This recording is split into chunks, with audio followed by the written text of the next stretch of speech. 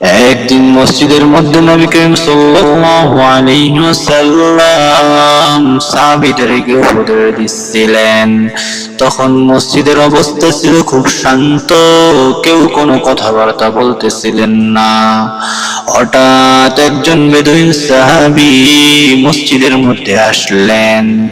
এসে রাসূল সাল্লাল্লাহু আলাইহি ওয়াসাল্লামের নাম ধরে ডাকলেন, বললেন, ইয়া মুহাম্মদ, কিয়ামত কবে সংগঠিত হবে? এই বেদুইনের প্রশ্ন শুনে সকলে একটু বিস্মিত হলেন, কেননা কোনো সাহাবী বা কোনো ব্যক্তি রাসূল সাল্লাল্লাহু আলাইহি ওয়াসাল্লামকে এরকম নাম ধরে রাখতেন না।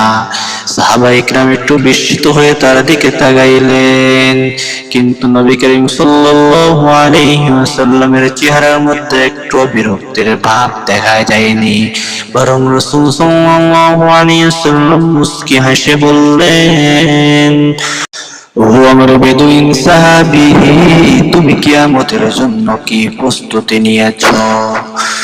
বেদুইন সাহাবী রাসূলের দিকে তাকাইলেন এবং মাথাটা নিচু হয়ে গেল।